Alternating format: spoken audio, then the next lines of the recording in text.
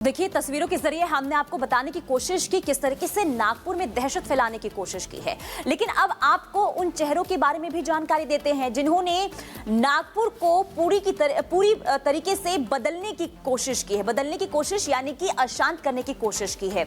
Report के जरिए आपको दिखाते हैं कि आखिर वो कौन से चेहरे हैं, उनका क्या मकसद था नागपुर को दहशत यानी कि नागपुर में दहशत फैलाने के लिए। रिपोर्ट के जरिए आपको दिखाते हैं।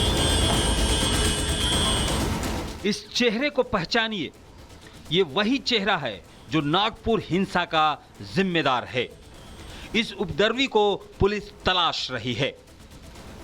चेहरे धुंधले जरूर दिख रहे हैं, लेकिन ये चेहरे नागपुर में हुई आगजनी तोड़फोड़ के करता धरता हैं।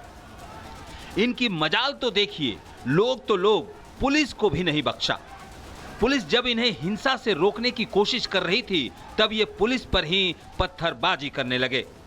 अब तक वीडियो के आधार पर पुलिस ने 30 लोगों को हिरासत में लिया है, लेकिन हिंसा में बाकी उपद्रवियों के चेहरे पहचानकर पुलिस की धरपकड़ जारी है। कॉम्बिंग ऑपरेशन जो भी इसमें इन्वॉल्व हैं, जो दिख रहे हैं, जो इन्वॉल्व थे, उन लोगों के ऊपर कार्रवाई हो रही है, उनको अरेस्ट किया जा रहा है। हमने 144 धारा लगाई है और सबको जो है ये हिदायत दी है कि कोई भी बाहर ना निकले अननेसेसरी, और कोई भी कायदा कानून अपने हाथ में ना ले। लेकिन नागपुर में जो हिंसा का खेल खेला गया, उससे पूरे इलाके में दहशत फैल गई। ऐसे में पुलिस लगातार गश्त कर रही है। इसमें कोई शक नहीं कि उपद्रवी पकड़े जाएंगे, लेकिन इन चेहरे को पहचानना जरूरी है जो समाज में अशांति फैलाने का काम करते हैं। यही वजह है कि पुलिस हिंसा वाले इलाके का एक एक सीसीटीवी फुटेज खंगाल रही है। तफ्तीश कर रही है कि हिंसा में कौन कौन लोग शामिल थे। इतना ही नहीं, नागपुर पुलिस ने साइबर टीम को भी एक्टिव कर दिया है ताकि हिंसा भड़काने वालों पर नकेल कसी जा सके। Bureau report, Republic Bharat. और चलिए अब आपको बताते हैं कि नागपुर हिंसा में अब तक क्या क्या एक्शन लिया गया, कैसे पुलिस कार्रवाई कर रही है। ग्राफिक्स के जरिए आपको बताते हैं। देखिए, सबसे पहले 30 लोगों की गिरफ्तारी यहां पर अभी तक पुलिस ने कर ली है। अब उनसे पूछताछ की जाएगी कि आखिरकार इसमें और कौन कौन शामिल था। साथ ही सीसीटीवी कैमरास भी खंगाले जा रहे हैं। बाकी आरोपियों की तलाश की जा रही है, ये भी हमने आपको जानकारी दी। और ये भी बता दें कि आसपास के जो सीसीटीवी कैमरास लगे हुए हैं, उनकी भी जांच पड़ताल की जा रही है, उनको भी पुलिस खंगाल रही है। साइबर पुलिस से भी मदद मांगी गई है। और ये भी आपको बता दें कि इस वक्त पुलिस और साइबर जो क्राइम है, साइबर क्राइम की जो टीम है, उनकी नजर पूरे सोशल मीडिया पर है कि कोई अफवाह फैलाने की कोशिश तो नहीं कर रहा या फिर कोई पोस्ट तो नहीं कर रहा। बता दें कि रात भर पुलिस का कॉम्बिंग ऑपरेशन भी लगातार जारी और इलाके में धारा 163 भी लागू की गई है। यह भी आपको बता रहे हो, संदिग्धों पर भी पुलिस की पैनी नजर है ताकि कोई बच ना पाए। जो भी इसके पीछे होगा उस पर कड़ी से कड़ी कार्रवाई की जाएगी। हम आपको तस्वीर दिखा रहे थे कि उपद्रवियों ने किस तरह से उत्पात मचाया और आग ही आग चारों तरफ लगा दी। गाड़ियों को भी नहीं छोड़ा और उल्टा जो पुलिस वहां पर पहुंची थी, पुलिस पर भी कार्रवाई की गई है। लेकिन इसी बीच आपको एक बड़ी खबर बता दें कि सीएम देवेंद्र फडणवीस को शांति की अपील की गई है। ये बड़ी खबर आपको बता रहे हैं कि मुख्यमंत्री की तरफ से अपील की गई। देवेंद्र फडणवीस ने शांति की अपील की। पुलिस प्रशासन वहां पर मौजूद है, लोगों से प्रशासन का सहयोग करने की अपील की और कहा कि उपद्रवियों पर कड़ी से कड़ी कार्रवाई होगी। तो आपको बता दें, महाराष्ट्र के सीएम देवेंद्र फडणवीस ने शांति की अपील की है। कहा है कि पुलिस कार्रवाई कर रही है, आप डरे नहीं, घबराएं नहीं। और पुलिस प्रशासन क्योंकि मौके पर मौजूद है, जो भी इसके पीछे होगा उस पर कड़ी से कड़ी कार्रवाई पुलिस करने वाली है। और अभी तक 30 लोगों की गिरफ्तारी पुलिस कर भी चुकी है। तो सीएम देवेंद्र फडणवीस की भी खुद नजर है, वो लगातार पुलिस ऑफिशियल से जानकारी ले रहे हैं कि आखिरकार इसके पीछे कौन था। और जो लोग घायल बताए जा रहे हैं, उनसे भी सीएम ने बात की, उनका भी हाल जाना। और नागपुर हिंसा से जुड़ी एक और बड़ी खबर सामने आ रही है और बड़ी खबर यह है कि नागपुर के 2 इलाकों में हिंसक झड़प हुई है। सीपी की तरफ से यह दावा किया गया है कि 2 इलाकों को छोड़कर हर जगह इस वक्त जो है शांति का माहौल है। इलाके में धारा 163 लागू कर दी गई है और हिंसा में 25 से 30 बाइक जलकर राख हुए हैं और 3 से 4 कारें आग के हवाले कर दी गई है। पत्थरबाजी में 15 से 20 पुलिसकर्मी भी घायल हुए हैं। तो जबरदस्त तरीके से माहौल खराब करने की कोशिश नागपुर में हुई और नागपुर के 2 इलाकों में हिंसक झड़प हुई है।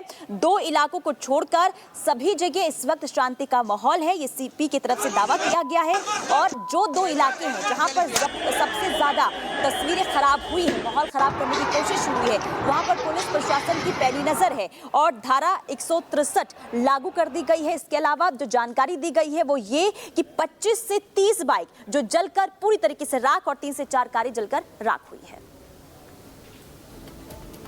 दर्शकों, नागपुर में जो हिंसा हुई है उसको लेकर जांच पड़ताल तो लगातार की जा रही है, लेकिन सबसे बड़ा सवाल ये खड़ा होता है कि आखिरकार इसके पीछे कौन है।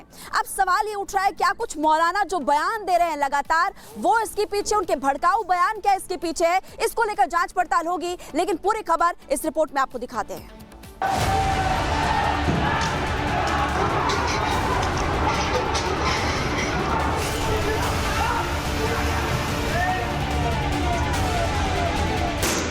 महाराष्ट्र का नागपुर धू धू कर जल रहा था। दंगाइयों ने गाड़ी, मोटरसाइकिल, दुकानें, सब कुछ स्वाहा करके रख दिया और दंगे की आग में जल चुके नागपुर की सड़कों पर पड़ी राख अब यह सवाल कर रही है कि आखिर नागपुर को किसने और क्यों जलाया। आज नागपुर पूछ रहा है कि आखिर उसका गुनहगार कौन है।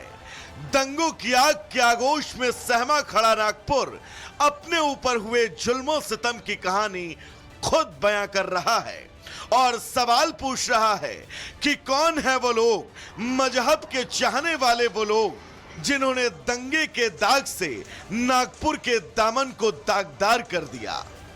दंगे की पटकथा उस शौर्य से शुरू हुई जिस शौर्य ने लाखों लोगों को लूटा, जबरन लाखों धर्म परिवर्तन करवाए, सैकड़ों मंदिरों को खंडहर में तब्दील करवाया, जिस शौर्य ने अपने पिता को मरते दम तक बंदी बनाकर रखा, सत्ता की खातिर अपने भाइयों की बलि ले ली और इतिहास में अमृत की खातिर खुद को आलमगीर की उपाधि दे बैठा, यानी क्रूर मुगल शासक औरंगजेब। औरंगजेब को लेकर महाराष्ट्र समेत देश भर की सियासत गर्म है। उसके विरोध में जब औरंगजेब का पुतला फूका गया तो उसके चाहने वाले नागपुर की सड़कों पर उतर आए और फिर जो हुआ वो आपके सामने है। इस दंगे से ठीक कुछ घंटे पहले देश की राजधानी दिल्ली से भी महमूद मदनी का एक बयान आया और उन्होंने भी मुस्लिमों से अपील करते हुए इस बात का जिक्र किया कि हमें कुर्बानी देने के लिए तैयार रहना होगा। इन्होंने कही कि बस इनफ, बहुत हो गया, तो कुर्बानी देने के लिए हमें तैयार होना चाहिए, तो अब सिर्फ सड़क से काम नहीं चलेगा।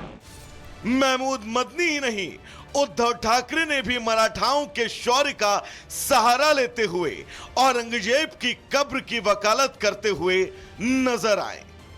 बहुत ही दुर्भाग्यपूर्ण खबर है कि दो गुटों में केवल झगड़े नहीं हुए हैं, केवल पथराव नहीं हुए हैं, कई गाड़ियों को आग लगा दी गई है, कई पुलिसकर्मियों को घायल कर दिया गया है। नागपुर से ही मुख्यमंत्री हैं जो गृह मंत्री भी हैं, नागपुर से ही केंद्रीय मंत्री नितिन गडकरी जी हैं और नागपुर की आज हालत ऐसी हो गई। मतलब अंततः जो सरकार को दायित्व दिया गया था कि आपको सभी को लेकर चलना है, सबका साथ सबका विकास करवाना है, उसमें आप कहीं न कहीं असफल हो गए। और ये बयान ऐसे वक्त में सामने आए जब मुगलिया सोच और मुगल आक्रांताओं के खिलाफ देश भर में माहौल गर्म है। अब नागपुर के कुछ इस तरह जल जाने के पीछे आप इन जैसे बयानों को जिम्मेदार मानते हैं या फिर खुद औरंगजेब को? सोचिएगा। Bureau report, Republic Bharat.